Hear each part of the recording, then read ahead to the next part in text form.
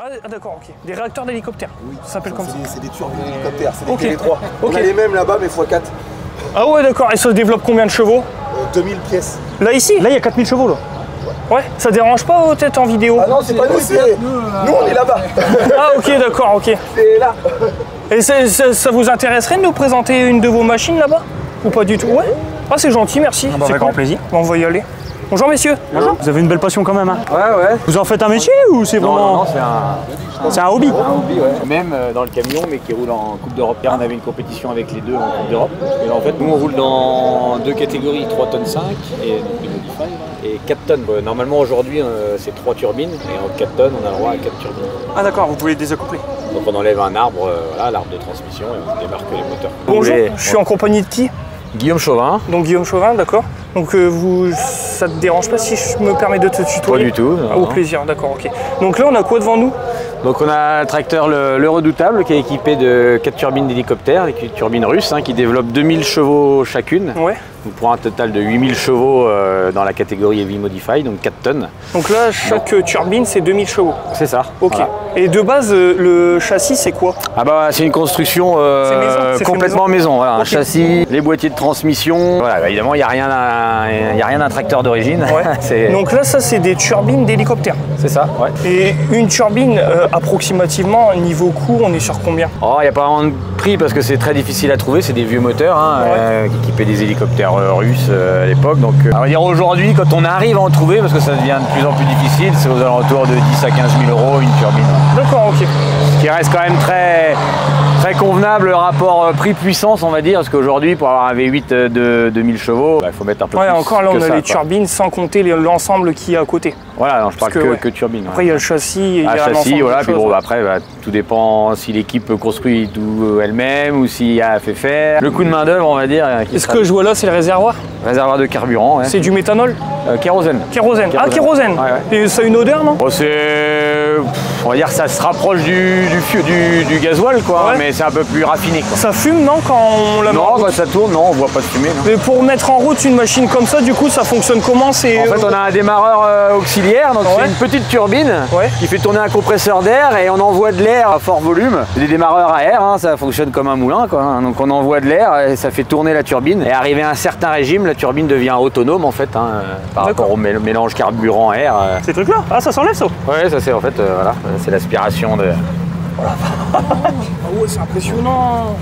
C'est impressionnant de ouf. Ça doit coûter une fortune ça. Machine, Monsieur me disait bon, 15 000 euros par turbine. Par turbine, après bon, voilà, il y a tout le matériel qui va... Donc t'en as pour 60 000 euros juste des turbines. Ah, on va dire qu'un tracteur comme ça, c'est on va dire un petit 100 000 euros quoi, avec les pneus, tout ça. Ah c'est une belle passion quand même. Et c'est vous qui l'avez assemblé complètement? Celui-ci, oui. Ouais. Comme je disais, on en a un deuxième qui est à peu près sur la même conception qu'on a acheté cet hiver à une équipe hollandaise. On peut appeler ça échappement, c'est ça non? C'est ça, ouais, c'est les tuyères d'échappement. Ouais.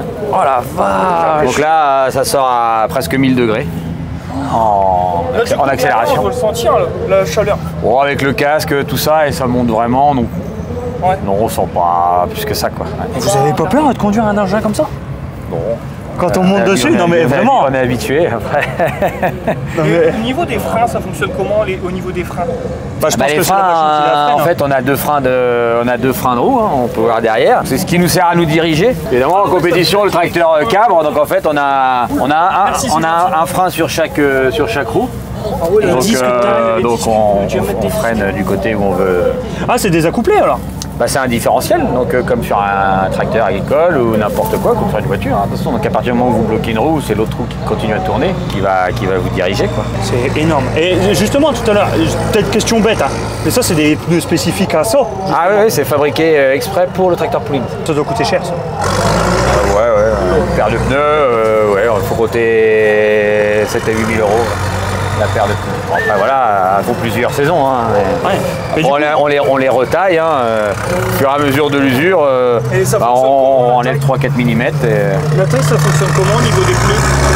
Ah l'écran. Après on définit ce qu'on semble être le mieux par rapport à nos tours de roue, notre puissance, au niveau de l'épaisseur. Donc pour avoir des tracteurs qui auront un peu plus épais, d'autres un peu moins. Après ça c'est... Ah mais je veux dire comment vous faites pour les retailler les pneus? Les machines comme les machines qui servent à refaire les pneus de camion. Hein, Ah oui, j'ai déjà vu, ouais. Avec une petite lame, on a un guide et puis on vient enlever, on règle à l'épaisseur, on vient enlever 3-4 mm, puis après on les ponce pour avoir toujours un crampon plat en fait, hein, pour qu'on ait toujours croché dans le crampon. Là c'est un peu de boulot. Là, c'est du Bridgestone la marque.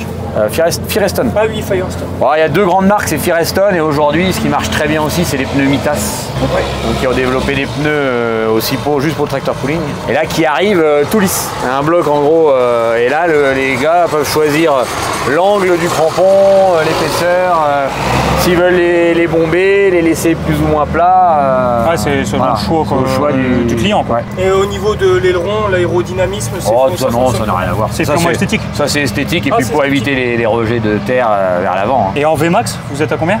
Vitesse maximum autour de roue? Ouais. On a entre 180 et 200 km/h maximum selon le régime. 200 km/h pour 8000 chevaux de tirage. Voilà. Donc là, aujourd'hui c'est un peu plus compliqué parce qu'hier on avait une compétition aux Pays-Bas et on a cassé le frein de turbine en fait, ce qui nous sert à démarrer les moteurs. Là on va quand même essayer de tester justement de démarrer mais en freinant la transmission. Ah d'accord. En fait la turbine est reliée à la transmission, donc on va essayer comme ça, mais bon, on n'a pas de garantie que ça marche, donc là ça va être un petit... Ouais. Bon après ça marche pas ça. Pardon, je vous ai coupé, pardon. Ça doit mettre un temps monstre à tout checker. Ouais non, à tout fabriquer, on est sur combien d'heures? Ah bah après tout dépend des gens. Ça dépend. Ce tracteur-là, on l'a reconstruit entièrement en avril, mai, juin, en 3 mois. Ah ouais? Ah mais en bossant tous les jours dessus. Ah, on a fait beaucoup d'heures, beaucoup d'heures. Et au début, il y a des croquis à faire, non? Il y a des esquisses. Ah bah après on est avec des gars, oui voilà, hein, on fait tout est sur plan puisque tout ça, toutes ces pièces-là, c'est de la découpe laser. Okay. Tout l'usinage, évidemment, hein, pour usiner un boîtier. C'est incroyable, hein, tout le temps. Moi, j'avais jamais vu des machins comme ça de près. C'est énorme. C'est une belle passion, c'est une très belle passion. Bah, merci. Et du coup, vous êtes sponsorisé ou des conneries comme ça? Oui, on a des sponsors, oui, parce que ça reste une passion, hein, on est amateur. Hein, donc, Ah, vous êtes amateur en plus là? Ah oui, nous on a un métier, lundi on est au boulot. Et vous êtes dans quoi sans indiscrétion? Dans la production de semences pour l'agriculture. D'accord. Semences de céréales, protéagineux là. Et peut-être des réseaux sociaux à mettre sur la vidéo, non? Bon après nous on a un Facebook, hein, CDH Pooling. Vous mettrez sur la vidéo? Ouais. Non, moi ça n'a pas de la visibilité. Donc on a deux autres engins. En fait on a 4 engins dans l'équipe. Voilà. On voit peut-être pas très bien, mais qui sont pas là parce qu'en fait on est une plus grosse équipe. On a 2 tracteurs qui roulent en Angleterre là ce week-end. Donc plus dans ces configurations là. D'accord. Donc sur une base de John Deere et un Dutz. Donc qui fonctionne 100% en méthanol. Là on est en équipe divisée ce week-end. Vous devez être fiers quand même à des moments quand tu vois la grosse bestiole sortir comme ça. Donc là ici au niveau de c'est une cabine, on peut appeler ça une cabine? Ouais, le poste de pilotage. Ouais. C'est conçu pour votre gabarit à vous? Ouais, après il y en a d'autres qui peuvent monter mais faut pas beaucoup plus gros après on va dire. Ouais, donc moi je passe pas dedans, c'est ça? Mais serrer les hanches peut-être un peu, parce que moi j'y suis déjà. T'es large. Ah, ça fait c'est du métal ça du coup, non? De l'aluminium. On cherche toujours à ce que tout soit le plus léger possible. Ouais, faut alléger la chose. Le but c'est d'arriver à placer le maximum de puissance par rapport à une catégorie qui est limitée par le poids. Ouais. Donc après on a quand même de la marge, on rajoute des masses en fait qu'on va déplacer à l'avant, à l'arrière en fonction de la qualité des pistes. Ouais. Ok. Et ça, de la catégorie. C'est selon votre feeling ça? Ouais, c'est ça, ouais. Après on a nos repères, on note chaque course, on sait. Là par exemple on va rouler en 30 tonnes et demie, donc on a enlevé des masses. Quand on roule dans la grosse catégorie, on remet des masses un peu partout autour pour arriver aux 4 tonnes. C'est intéressant parce que nous en tant que spectateurs justement, c'est ça qui est bien sur la vidéo, c'est des questions que nous, gens lambda, on aimerait bien savoir. Oui, donc on va peut-être pas forcément se poser ou pas savoir. Voilà, c'est ça justement, c'est ça qui est bien. Voilà. Et ça du coup ça se transporte comment? On peut pas nous on a 2 véhicules. Quand on se déplace qu'avec un seul tracteur, on a un bus qu'on a aménagé au moitié camping-car et on rentre le tracteur à l'arrière. Et là sinon cet hiver on a racheté un camion pour pouvoir mettre les 2 dedans. En somme c'est un porte-char. Non, c'est un camion aménagé. Fourgon avec une remorque fourgon quoi.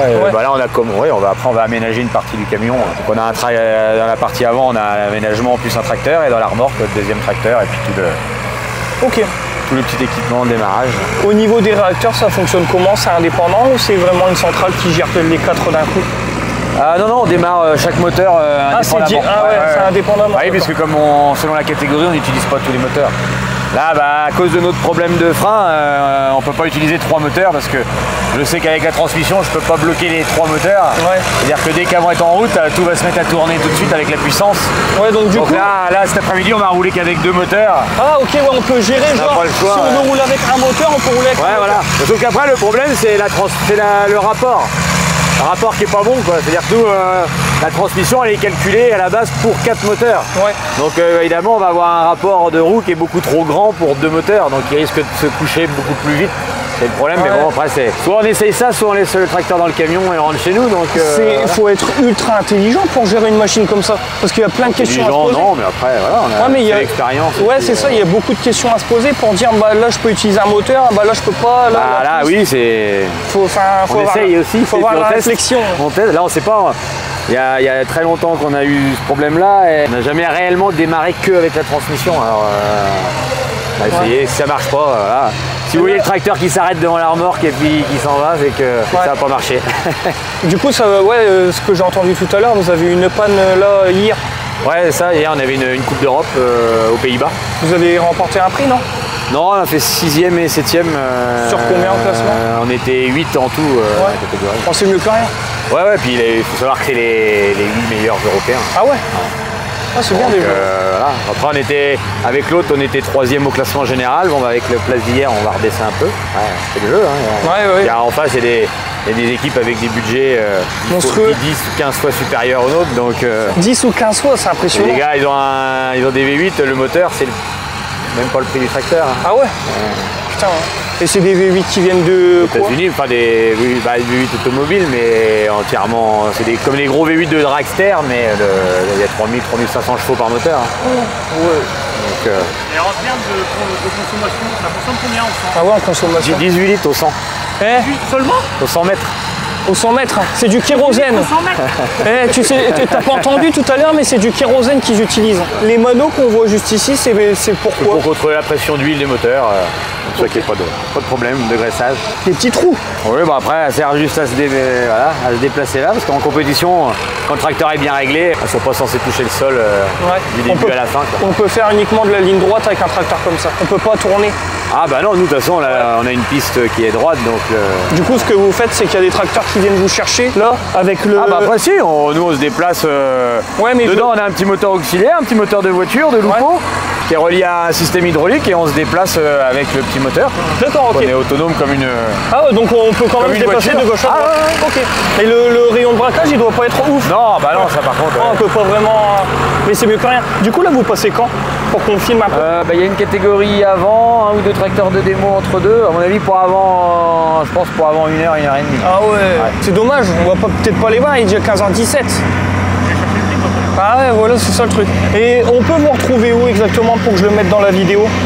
Peut-être qu'il y a des sponsors ou autres qui peuvent vous contacter, c'est intéressant aussi pour vous. Après, nous, ça va être plus sur via notre Facebook. Moi, je le mettrai sur la vidéo. Et puis, merci à vous deux. Très gentil. Au Facebook, vous savez ça, voilà, c'est des H Pooling Team. Je le prends en photo, comme ça au moins, je vous serai sur TikTok. Ce que je fais, moi, je suis TikToker de base. Ouais. Je fais du contenu dédié à la présentation de véhicules ou autre. Et vous n'avez pas de compte TikTok lié à votre tracteur? Moi, j'en ai pas, on n'a pas encore. Le problème, c'est qu'on n'a pas trop de temps de gérer. Ouais, ça prend beaucoup de temps. On est une petite équipe et c'est vrai, donc c'est vrai qu'on gérait plus le... Du coup, je le prends en photo, ouais. Hop. Merci bien, c'est gentil. Je fais ça et puis voilà. Et je pense que vous allez avoir des retours.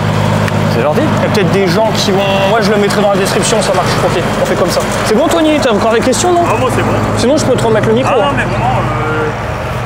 Tu vois, c'était même pas pour filmer, tu vois, je suis bien content d'avoir écouté tout ça. Ouais, on sait pas, c'est ça le truc aussi, tu vois, on voit, mais on se pose pas les questions. Vous êtes tous de Belgique? Non, nous, on est français. Ah, Là, du Nord, on est à la frontière de la Belgique. On est entre le Nord, et on est limitrophe entre le Nord et l'Est. Ouais. On est à côté du Nouveau-en-Chirac. Une question, Totor, une question. Ça, c'est quoi? C'est de l'aérographie? Covering. Covering. Ouais. Sinon, en dessous, c'est une base rouge. Non, la base, non, c'est parce que ça c'est l'autocollant qui... Enfin non, parce qu'avant il y avait une... peut-être des photos sur le Facebook. Ouais, sur le Facebook. Avant il avait une autre couleur qui était en peinture, en aérographe. Ouais. Mais qu'on a refait en 2019. Ça c'est de l'aluminium aussi. Tout est en aluminium. Ah, beaucoup de pièces. Ça c'est du métal, ça par contre. Le châssis, c'est un acier spécial à mémoire de forme. Il permet une déformation et de retrouver toujours sa forme d'origine. Ok, bah merci, c'est super gentil. Super cool. C'est bon, ouais, c'est bon, impeccable. Puis au moins, ça fera de la publicité pour ces deux messieurs. Si jamais ils ont un sponsor ou autre. C'est pour éviter qu'il y ait de la poussière qui rentre dedans, parce qu'en fait, les moteurs, la poussière, c'est très abrasif et c'est comme ça qu'on use des moteurs rapidement. Même une légère poussière. Du sable et tout ça. C'est ultra corrosif à amener à long terme. C'est ça qu'on... Ça marche. Et ça vaut aussi du coup le Newland.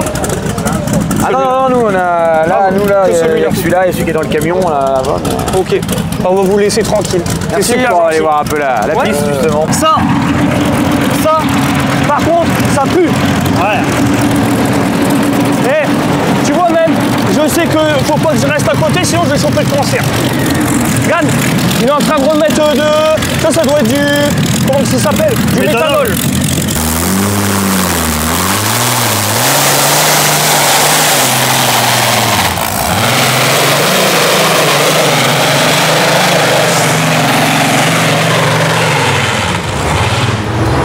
Merci mon gros. Les frissons. J'ai des frissons dans le dos. Je te remercie quand même. C'est toi qui as eu l'idée. Je vais avoir les larmes aux yeux. Putain, comment ça marche. Putain, c'est un truc de ouf. Il fait vibrer tout le sol. Le bruit, mon gars, mais je sens mes cheveux pousser. Je suis en train de sentir mes cheveux pousser. Je vais chialer. Putain, je te jure. Moi, j'adore entendre des trucs comme ça et tout. Il vient à côté, et je l'ai vu. Il protégeait ses oreilles. Je dis, qu'est-ce qu'il fait? Il n'est pas tant que ça quand il a accéléré. Regarde la quantité de terre qu'il a remonté derrière. Là, c'est de la rigolade ce que tu lui as mis. Là, il s'est promené avec.